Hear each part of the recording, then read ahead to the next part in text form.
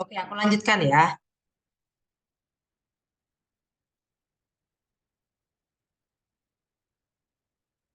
Aku lanjutkan. Nanti untuk yang ini boleh nih ya, minta aja.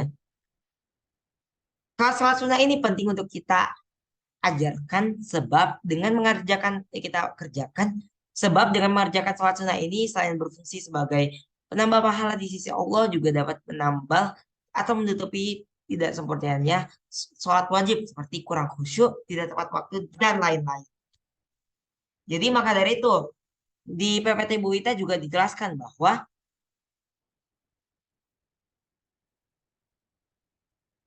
sholat sunnah itu dilakukan mendapatkan pahala dan ditinggalkan tidak apa-apa, tapi merugi. Karena ya alasan itu. Keutamaan sholat sunnah adalah menyempurnakan sholat wajib dan mendapatkan berbagai manfaat dari setiap sholatnya. Itu.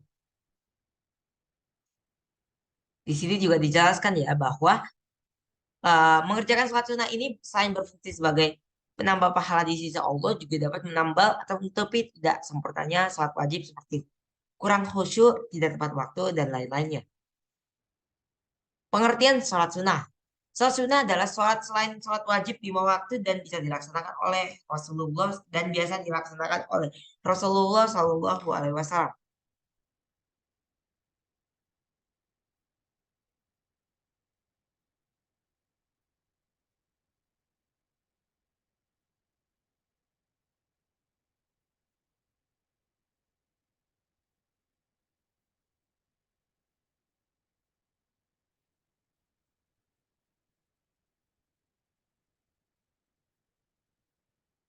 Oke, nah eh, untuk mendapatkan pokoknya sholat sunnah adalah sholat selain sholat wajib lima waktu dan biasa dilaksanakan oleh Rasulullah Shallallahu Alaihi Wasallam untuk mendekatkan diri kepada Allah Subhanahu Wa Taala serta untuk mendapatkan pahala. Tunggu ya, aku sambil ini ngebahas-bahas WA tante-tante dan pokoknya ya OTM-OTM yang mendukung kita terus. Karena aku bukan cewek yang bisa multitasking. Karena pada dasarnya dari berbagai penelitian bahwa perempuan lebih bisa multitasking dibanding laki-laki. Asik.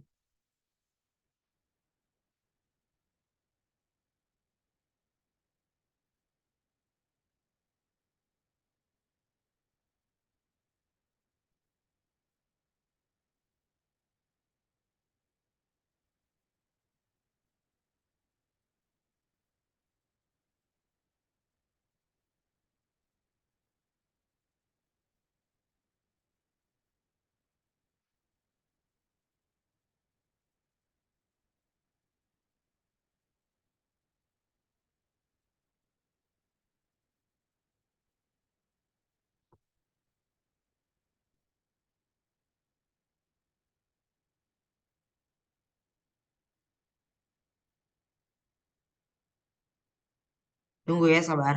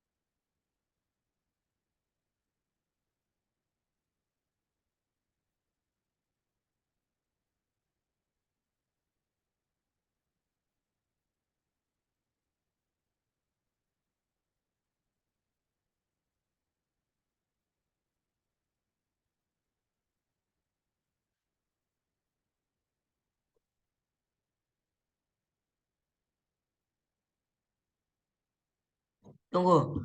Ada yang bisa lanjutin nggak? Oh, single Advin ya udah. Nah ini dalam hadis Qudsi. Ini panjang banget sih. Dari Anas bin Hakim. Ada dia. Gimana? Ini bisa baca sendiri ya. Nanti ku share. Nah, macam-macam sholat sunnah. Tunggu. Macam-macam sholat sunnah dikelompokkan menjadi dua macam, yaitu sholat sunnah yang dilakukan berjamaah dan sholat sunnah yang dilakukan dengan sendiri. Farid, ada juga yang bisa dua-duanya. Sholat sunnah berjamaah adalah sholat yang dikerjakan secara bersama-sama. Salah satu menjadi imam dan yang lainnya menjadi makmum dengan syarat yang telah ditentukan.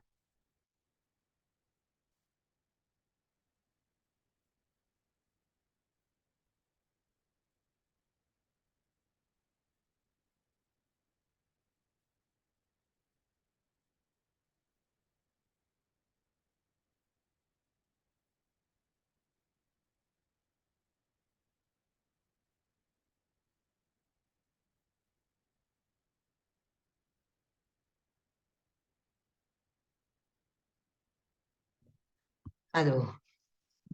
Nah, terus kalau mamanya sholat munfarid adalah sholat yang dilakukan sendirian. Ada juga sholat yang dilakukan secara sendirian ataupun dengan berjamaah. Agar lebih mudah memahaminya, coba kalian lihat tabel ini. Nah, ini nih gambaran sholat berjamaah. Sholat witir. Witir berjamaah juga ya. Kalau nggak salah kan di sini ditulis bahwa witir itu bisa berjamaah dan tidak. Cuman kalau mama di buku ditulisnya berjamaah. Tarawih juga boleh dilakukan sendirian ataupun berjamaah. Kan kalau sholat istisqo itu sholat bareng-bareng ya. Terus sholat munfarid itu rawatib, tahiyatul masjid, istiqoroh, tasbih, hajat, syuruk, isyrok atau syuruk. Nanti kita coba lihat. Duha, malam atau tahajud, dan sholat sunnah wudhu atau syukru wudhu dan sholat tobat. Sholat sunnah berjamaah. Ada beberapa sholat sunnah yang sebaiknya dilakukan secara berjamaah, yaitu sholat idul aid, sholat idul fitri, dan idul adha. Sholat istisqa yaitu sholat meminta hujan, dan sholat kusuf, gerhana matahari, dan sholat khusuf, gerhana bulan. Adapun yang kita bahas antara lain, sholat hari raya Id. Pokoknya ya, pengertian umumnya ada di ini ya, ada di ini, di PPT. Aku coba bahas kilas saja. Niatnya nih, usoli sunata Idul Fitri.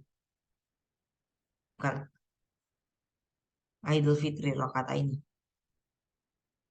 Makmumah, kalau mama imam, imamah lillahi ta'ala. Terus ini sholat duha. Usoli sunata li'aidi ad-duha kata ini. Makmumah lillahi ta'ala. Mengerjakan tahiyatul masjid. Jika di tanah lapang tidak ada sholat tahiyatul masjid, maka setelah tiba di tanah, kemudian duduk dan ikut mengulang-ulang bacaan takbir sampai dimulainya sholat id. Lafal niat sholat id sebagai berikut. Nah, ini nih kata nuannya. Nanti ku share. Soalnya jujur cukup padat ini ya. Terus dilanjutkan pujian-pujian, lalu khotib memberikan nasihat-nasihat penting supaya masyarakat bertaubat dan bertakwa. Habis itu khutbah kedua selesai, dimulailah dengan memohon ampunan Allah Subhanahu wa taala 7 kali. Terus setelah selesai, imam hadirin memanjatkan doa bersama. Oh, ini sholat istisqa. Sebelumnya ini sholat ini ya, sholat apa mah? Sholat